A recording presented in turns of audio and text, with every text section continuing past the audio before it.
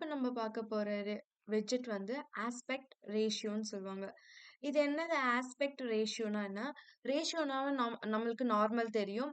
2 units சேர்ந்து தான் ரேஷியோன்னு சொல்லுவாங்க.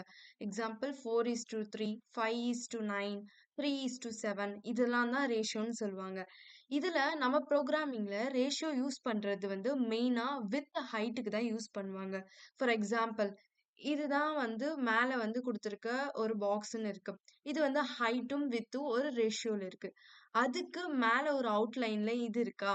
இதுவும் ஒரு ரேஷியோல தான் இருக்கும். ஸோ, ஈவன் ஒரு இமேஜ நீங்க ஒரு கண்டெய்னருக்குள்ள போடுறதா இருந்தாலும், ஒரு இமேஜ வந்து ஒரு டெக்ஸ்ட்டுக்குள்ள போடுறதா இருந்தாலும், எது இருந்தாலும் நம்மளுக்கு ரேஷியோ வந்து இருக்கணும். அதனால வந்து ரேஷியோல எடுத்துக்கிட்டீங்கன்னா, இப்ப எக்ஸாம்பிள் 4:3 அப்படின்னு எடுத்திருக்கீங்கன்னா, 4 தான் வந்து ஃபர்ஸ்ட்ல இருக்கிறது தான் வந்து வித்துன்னு சொல்லுவாங்க. ஸோ இது வந்து 4 யூனிட் அப்படின்னு சொல்லுவாங்க. 3 வந்து height of the unit. So வந்து ஹைட் வந்து 3 அப்படின்னு சொல்லுவாங்க. இது என்ன ரெஸ்பான்ஸ் பண்ணுமா, இதோட லேஅவுட் கிரியேஷனுக்காக ரெஸ்பாண்ட் பண்ணும்னு சொல்லுவாங்க. ஒரு டிஃபரண்ட் ஸ்க்ரீன வந்து ஆர்கனைஸ் பண்ண ஓரியன்டேஷன் பண்றதுக்காக தான் வந்து இந்த வந்து ஆஸ்பெக்ட் அண்ட் ரேஷியோ வந்து யூஸ் பண்றாங்க. ஸோ இது எப்படி நம்ம வந்து ப்ரோக்ராம்ல இம்ப்ளிமெண்ட் பண்ணலாம் அப்படின்னு சொல்லிட்டு பார்க்கலாம். ஃபார் பெஸ்ட் எக்ஸாம்பிள்னா ஒரு பாக்ஸ் இருக்கு. அதுக்கு மேல நீங்க இன்னொரு பாக்ஸ் குடுக்குறீங்க. நீங்க அந்த இமேஜ எவ்ளோ பெருசு வந்து நீங்க பெருசாக்குனாலும், வெளிய இருக்கிற அவுட்லைன் இமேஜ் வந்து பெருசா தான் உங்களுக்கு காமிச்சிட்டே இருக்கும். அது வந்து உள்ள இருக்கிற ஒரு கண்டெய்னர வந்து எவ்ளோ எக்ஸ்பேண்ட் பண்ணாலும், அதுவும் தானாவே எக்ஸ்பேண்ட் ஆயிட்டே இருக்கும். அதுதான் வந்து ஆஸ்பெக்ட் ரேஷியோ அப்படின்னு சொல்லுவாங்க.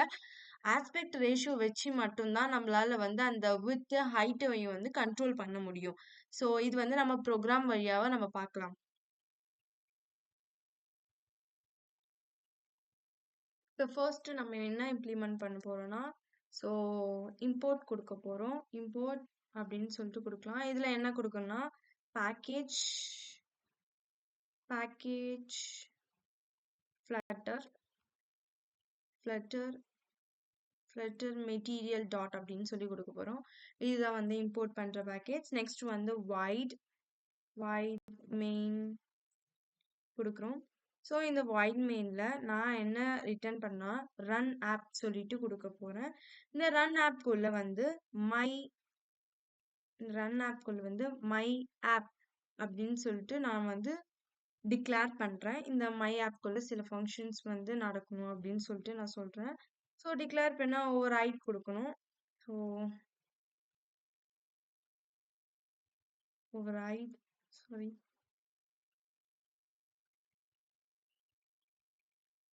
ரைட் குடுத்துட்டு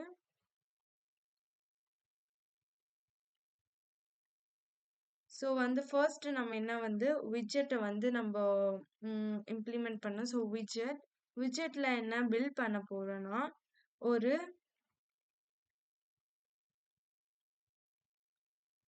ஒரு பில்ட் கான்டெக்ஸ்ட் வந்து பில்ட் பண்ண போறோம். அதுல என்ன வந்து இது பண்றோம்னா, ஒரு கான்டெக்ஸ்ட்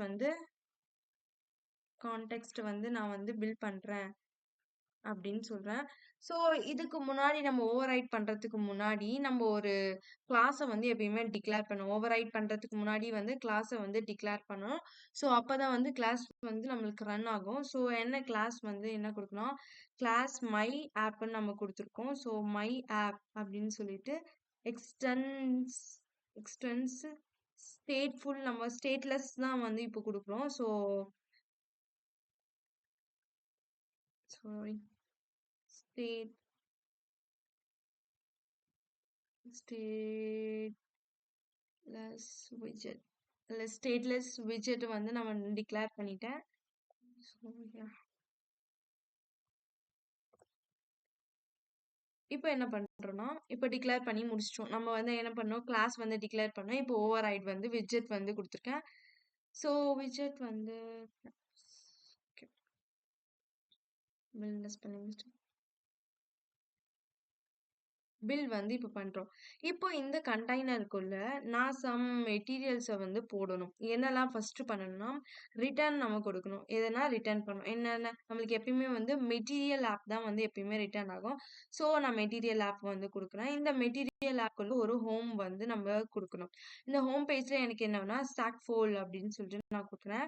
இந்த ஸ்டாக் ஃபோல்க்குள்ள எனக்கு மறுபடியும் என்ன ரிட்டர்ன் ஆகணும்? என்ன வந்து குடுக்கணும்னா, ஒரு ஆப் வந்து குடுக்கணும். ஆப் பார்ல ஒரு ஆப் வந்து நான் குடுக்கணும் அப்படின்னு நான் சொல்றேன். இந்த ஆப் பின்னாடி என்ன குடுக்கணும், ஒரு பாடி வந்து நான் வந்து பிளேஸ் பண்ண போறேன். ஸோ வந்து ஒரு பாடிய வந்து பிளேஸ் பண்ணணும். So oh my god! ம். இங்க வந்து ஒரு பாடிய வந்து குடுக்குறேன். ஸோ பாடி அப்படின்னு சொல்லிட்டு நான் டைப் பண்றேன். இந்த பாடியில என்ன குடுக்கணும்னா, இப்ப என்னோட ஆ நான் பண்ற ரேஷியோ வந்து ஒரு சென்டர்ல இருக்கணும். இல்ல டாப் மோஸ்ட்ல இருக்கணும்னு நீங்க தான் டிசைட் பண்ணணும். ஸோ நான் சென்டர்ல இருக்கணும்னு சொல்லி குடுக்குறேன். ஸோ அப்பதான் வந்து ஈஸியா நம்மளுக்கு வந்து விசிபிள் ஆகும். மேல கீழன்னு போயிடுச்சுன்னா, கொஞ்சம் நல்லா இருக்காது. ஸோ சென்டர்ல வந்து என்ன குடுக்கணும், ஒரு சைல்டு கேரக்டர் மட்டும் தான் நான் குடுக்குறேன். இந்த சைல்ட்ல என்ன சொல்லி குடுக்குறேன்னா, ஒரு கண்டெய்னர் எனக்கு கிரியேட் ஆகணும். அப்படின்னு சொல்லிட்டு நான் வந்து குடுக்குறேன். என்ன கிரியேட் ஆகணும்? ஒரு கண்டெய்னர் எனக்கு கிரியேட் ஆகணும். அந்த கண்டெய்னர் வந்து ஒரு கலர்ல எனக்கு ஷோ ஆகணும்ப்பா அப்படின்னு சொல்லிட்டு குடுக்குறேன். ஸோ கலர் அப்படின்னு சொல்லிட்டு குடுக்குறேன். ஸோ கலர்ஸ் அப்படின்னு சொல்லிட்டு, ம் என்ன கலர் எடுக்கலாம் நம்போ? ஓகே. நம்ம ப்ளூ அப்படின்னு சொல்லிட்டு நான் வந்து ஒரு கலர் வந்து குடுக்குறேன். ப்ளூ கலர் குடுத்த உடனே, எனக்கு இந்த ப்ளூ கலர் ஒரு அலைன்மென்ட்ல வேணும் எனக்கு அப்படின்னு சொல்லிட்டு நம்ம அலைன்மென்ட் குடுக்குறோம். ஸோ அலைன்மென்ட்ல அலைன்மென்ட் குடுத்துட்டு, டாட் குடுத்துட்டு, இது எனக்கும் சென்டர்ல தான் வேணும் அப்படின்னு சொல்லிட்டு குடுக்குறேன். பிகாஸ் நம்ம ஒரு கண்டெய்னர் ஃபிக்ஸ் பண்ணியிருக்கோம். அது அலைன்மென்ட் சென்டர்ல தான் குடுக்கணும். ஸோ இங்கேயும் வந்து அலைன்மென்ட் சென்டர் குடுக்கணும். அலைன்மென்ட் சென்டர்ல குடுத்து முடிச்சுட்டோனே, எனக்கு வந்து இதோட விட்த் அப்படின்னு சொல்லிட்டு குடுக்குறேன். இதோட விட்த் எனக்கு எப்படி இருக்குன்னா, டபுள் இன்ஃபினிட்டியா இருக்கணும். இப்போ உள்ள இருக்கிற ஒரு கண்டெய்னர கொஞ்சம் விரிஞ்சுச்சுனாவே, வெளிய இருக்க கண்டெய்னர் விரியணும். அதனால வந்து எக்ஸ்பேண்ட் ஆகணும்னு சொன்னதுக்காக, விட்த் வந்து டபுள் இன்ஃபினிட்டி அப்படின்னு சொல்லிட்டு ஒரு கேரக்டர் இருக்கு. ஸோ நாம டபுள் டாட் இன்ஃபினிட்டி அப்படின்னு சொல்லிட்டு நான் வந்து குடுக்குறேன். ஸோ இப்ப குடுத்தாச்சு. இப்ப என்ன குடுக்கணும், என்னோட ஹைட் வந்து எப்படி இருக்கணும் அப்படி சொல்றேன். என்னோட ஹைட் வந்து இப்போ 200 அப்படின்னு சொல்லிட்டு நான் வந்து டிக்ளேர் பண்றேன் சும்மா. 200ல இருக்கணும்னு சொல்லிட்டு. தென் நான் என்ன குடுக்குறேன்னா, சைல்டுல இப்பதான் நம்மளோட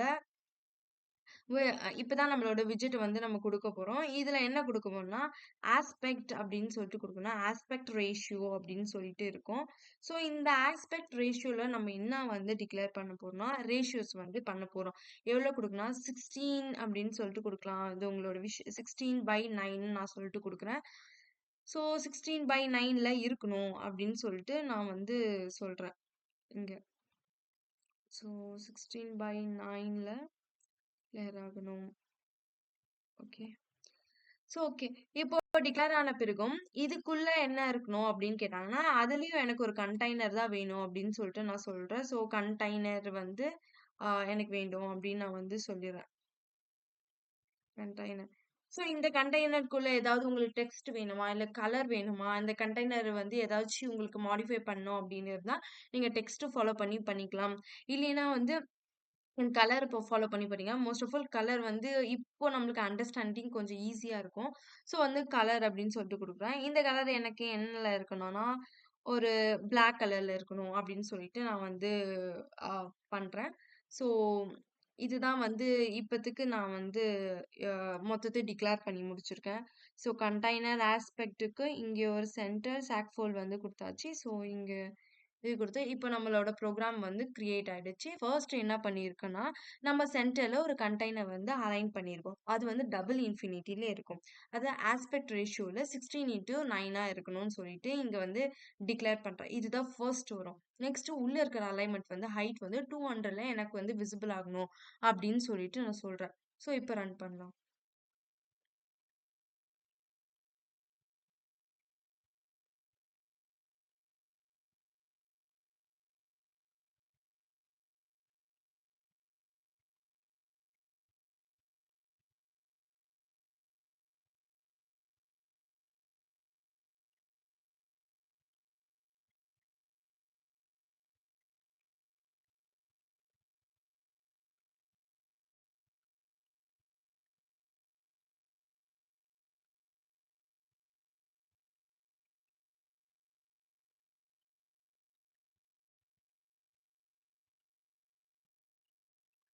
ஸோ என்னோட எமுலேட்டர் வந்து ரொம்ப ஸ்லோவா இருக்கு. ஸோ நான் வந்து எமுலேட்டருக்கு பதிலா விண்டோஸ் இல்லைன்னா குரோம் இல்லைன்னா எட்ஜ் வந்து ட்ரை பண்ணுங்க.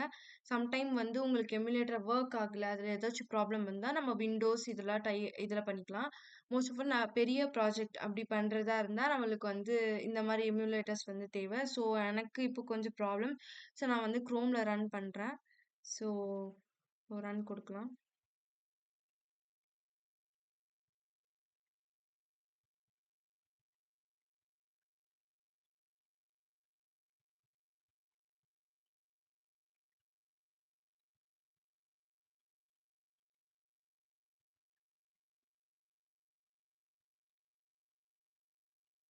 ஸோ நம்மளுக்கு அவுட்புட் வருது. ஸோ இப்ப பாருங்க. இப்ப நம்ம குடுத்த அந்த வெளிய குடுத்த அந்த ப்ளூவும், அதுக்குள்ள வந்து பிளாக் கண்டெய்னர் வந்து அலைன் ஆகியிருக்கு. ஸோ இப்போ வந்து நம்ம இத வந்து சேஞ்ச் பண்ணலாம்.